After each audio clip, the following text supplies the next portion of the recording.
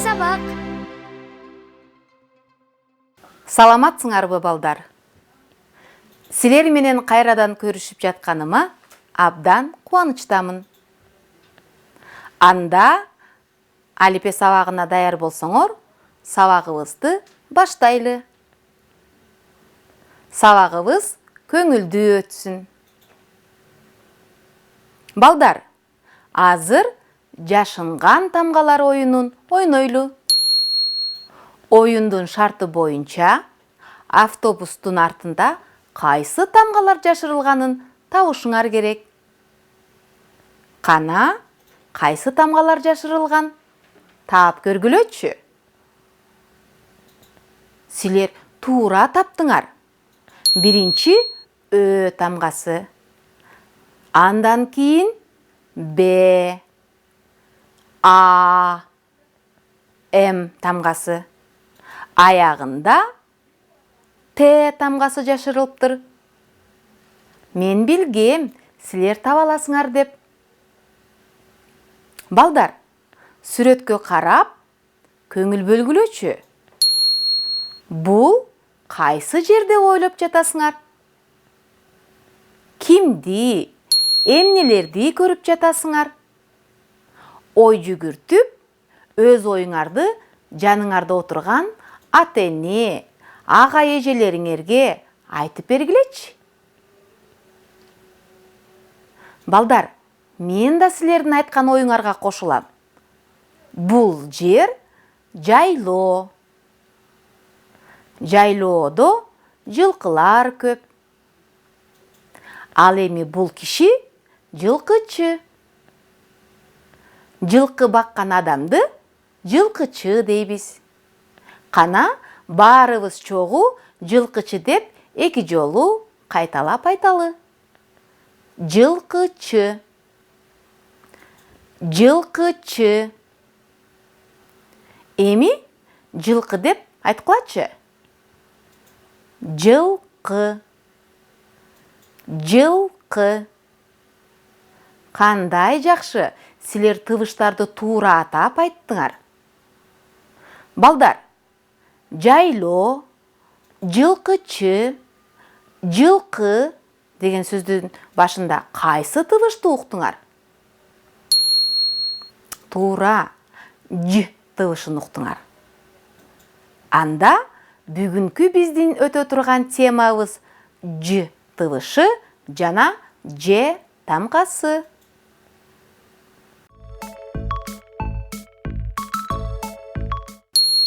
Бүгүн сабакта Ж тыбышы жана Ж тамгасы менен таанышасыңар. Ага карата кызыктуу тапшырмаларды аткарганды үйрөнөсүңөр. Келгиле, Ж тыбышын туура угуп, 3 жолу кайталап айталы. Ж. Ж. Ж. Жакшы. Демек, тыбышты биз оозубуз менен айтып, кулагыбыз менен уктук. Ал эми тамганы көрөбүз, жазабыз, окуйбуз. Бул Ж тамгасынын басма түрү.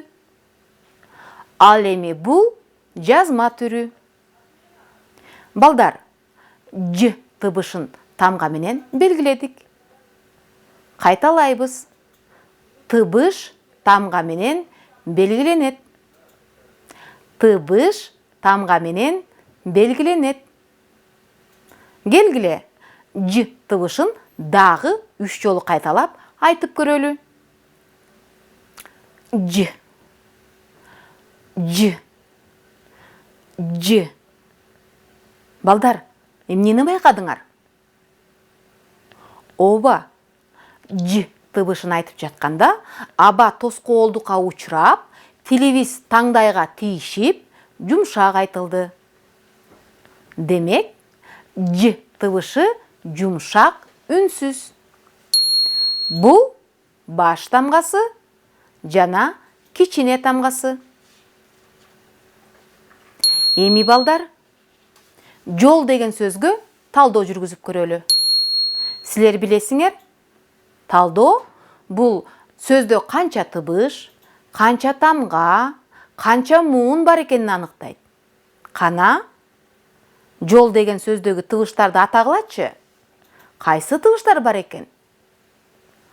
Туура, ж, о, л тыбыштары бар экен. Анда бул сөздө 3 тыбыш, 3 тамга бар экен. Муунга бөлүнгөн жок. Ж тыбышы сөздүн башында кездешти. Мына балдар, биз сөзгө талдоо жүргүздүк. Кийинки сөздөргө да талдоо жүргүзүп көрөлүчү. Бул эмне? Туура, бул жөжө. Баарыбыз чогуу кайталайбыз. Жөжө. Жөжө. Балдар, сөздү айтып жатканда кайсы тыбыштарды уктуңар? Туура, ж, ö, ж, ö. Демек, бул сөздө канча тыбыш бар экен? Ооба, 4 тыбыш, 4 тамга бар. Муунга бөлүп көргүлөчү. Силер туура бөлдүңөр. 2 муунга бөлүнөт. Биринчи мууну жө, экинчи мууну жө. Ж тыбышы сөздүн башында, ортосунда кездешти. Демек, балдар, бул жерден силер эмнени байкадыңар? Ооба, ж тыбышы сөздүн башында, ортосунда кездешерин билдиңер. Азыр ушул сөздөрдүн бирөөнү катыштырып, сүйлөм түзүп көрөлү. Бул сүйлөмдүн белгиси. Сүйлөм 3 сөздөн түзүлдү. Карагыла. Биринчи сөз жөжө. Эми калган сөздү толуктайлы. Туура. Жөжө чыйпылдап жатат. Кайталайбыз. Жөжө чыйпылдап жатат. Демек, балдар, сүйлөм сөздөн түзүлдү. Барыбыз чогуу 2 жолу кайталайлы. Сүйлөм сөздөн түзүлдү. Сүйлөм сөздөн түзүлдү. Жакшы. Кезекти окууга берели. Азыр бир нече муундарды окуйлу. Кана, баштадык. Жа, жо, жө, мок, рык, лө. Ушул муундардан сөз түзүп көрөлүчү. Ойлонобуз. Силер туура түздүңөр. Жарык, жомок, жөлө. Кандай жакшы, мен абдан кубандым силерге. Азыр жылкылар деген темадагы чакан текстти мен окуп берем.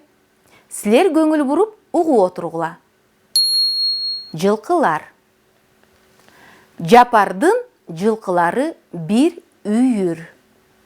Көбү күлүк. Ал күлүктөрүн таптайт. Жапардын күлүктөрүнүн мыкты экенин эл билет. Анын күлүктөрү тойлордо алдыда келет. Кана, эми баарыбыз чогуу окуйлу. Жапардын жылкылары бир үйүр. Көбү күлүк. Ал күлүктөрүн таптайт. Жапардын күлүктөрүнүн мыкты экенин эл билет. Анын күлүктөрү тойлордо алдыда келет. Азаматсыңар. Силер туура окуганга аракет кылдыңар. Балдар, Текстте ким жөнүндө сөз болду? Ооба, Жапар жөнүндө сөз болду. Анын эмнеси көп экен? Туура, Жапардын жылкылары көп экен. Жылкылары кандай экен? Ооба, жылкылары күлүк.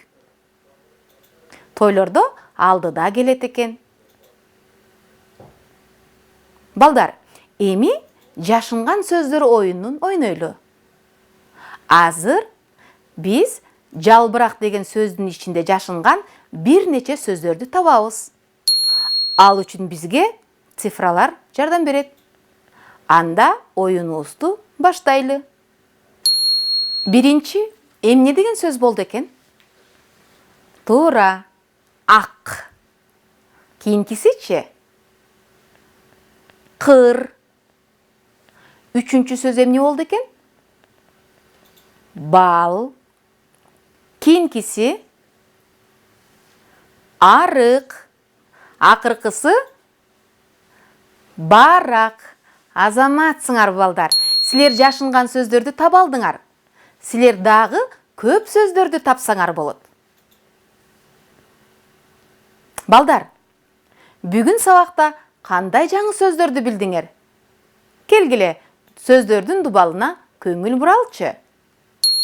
Бул эмне? Туура, бул жылкы. Бул күлүк. Бул жайлоо. Бул жылкычы. Бул үйүр. Ат эмне кылат? Ат кишенейт. Кандай жакшы. Силер сөздөрдүн аталышын эсиңерге сактап калыптырсыңар. Азыр балдар, Ж тамгасын жазуудагы элементке көңүл бургула. Калем сапты оң колго кармайбыз. Жазып жатканда жумушчу сапты колдонобуз.